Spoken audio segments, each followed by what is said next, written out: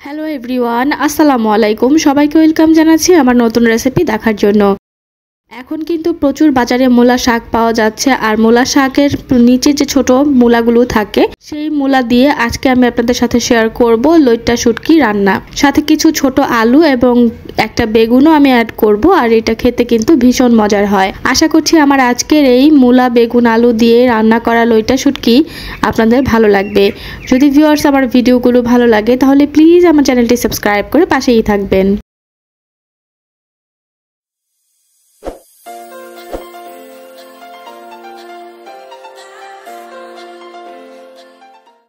প্রথমে আমি একটা কড়াইয়ের মধ্যে নিয়ে নিচ্ছি 4-5টা চিকন সাইজের যে লইট্টা শুটকি, সেগুলো টুকরো করে নিয়ে আর চুলা জালটা লো ফ্লেমে রেখে এখন আস্তে আস্তে আমরা এই শুটকিগুলোকে ভেজে নিব, যাতে করে সুন্দর একটা ঘ্রাণ ছড়াতে পারে। এভাবে ভেজে নিলে বা আগুনে পুড়িয়ে নিলে শুটকির গায়ে থেকে সুন্দর একটা স্মেল আসে, যেটা খেতে আমাদের অনেক ভালো লাগে। যখন শুটকির গায়ে সুন্দর একটা কালার আসবে, দাগ দাগ চলে আসবে আর ঘ্রাণ ছড়াবে, তখন এই শুটকিগুলোকে ধুয়ে নিব। তো ধুয়ে আমরা এখন এই শুটকির মধ্যে দিয়ে দিচ্ছি 2টা পেঁয়াজ কুচি আর একটা বড় সাইজের রসুন কুচি, আর সাথে কয়েকটা কাঁচা মরিচ, স্বাদ মতন লবণ, আর মরিচের গুঁড়া দিয়ে দিচ্ছি স্বাদ মতন, আর হলুদ গুঁড়া দিয়ে দিচ্ছি মরিচের থেকে অর্ধেকটা পরিমাণ। সাথে সরিষার তেল দিচ্ছি, আপনারা চাইলে রান্নার সয়াবিন তেলও ব্যবহার করতে পারবেন। এখন আমরা তেলের সাথে এই মশলাগুলোকে একটু ভেজে নিচ্ছি। মশলাগুলোকে একটু তেলের মধ্যে ভেজে নিয়ে আমরা কষানোর জন্য এই মশলাটা পানি দিয়ে দিব। তো অল্প করে কিছুটা পানি অ্যাড করে দিচ্ছি।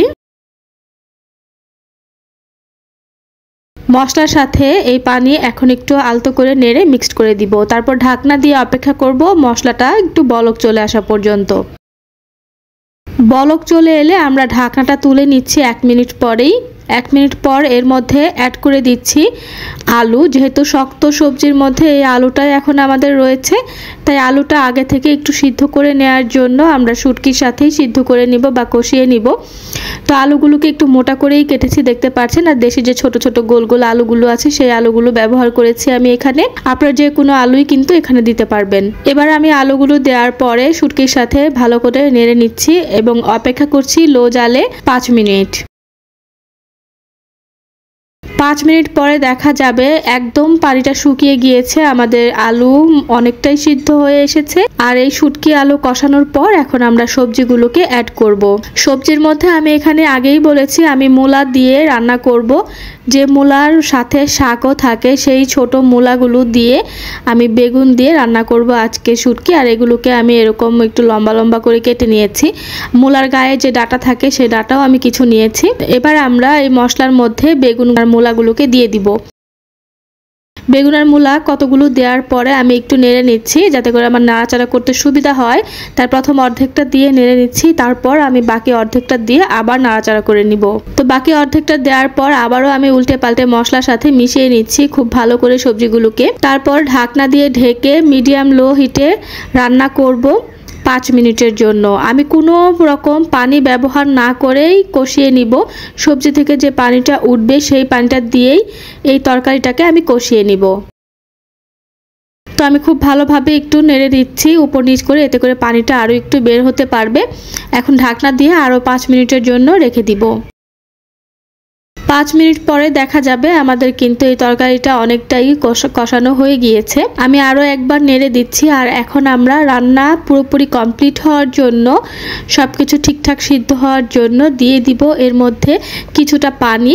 পানি কিন্তু অনেক বেশি দেওয়া যাবে না, সবজিগুলো ডুববে না, এরকম করে আমরা পানিটা দিব, যেমনটা আপনারা দেখতে পাচ্ছেন। তো ভালো করে পানির সাথে একটু সবজিগুলো নেড়ে মিশিয়ে দেওয়ার পর ঢাকনা দিয়ে ঢেকে চুলার জালটা মিডিয়াম হাই করে দিয়ে রান্না করব।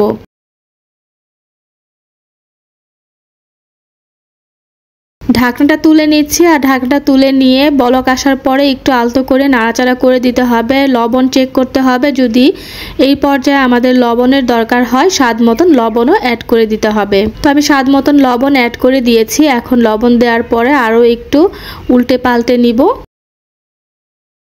নাড়াচাড়া করতে করতে দেখা যাবে এখন আর ঢাকনা দিয়ে ঢাকার দরকার নেই, ঝোলটা আস্তে আস্তে শুকাতে থাকবে। ঝোলটা পুরোপুরি শুকিয়ে আমি একদম মাখো মাখো টাইপের একটি রান্না করব।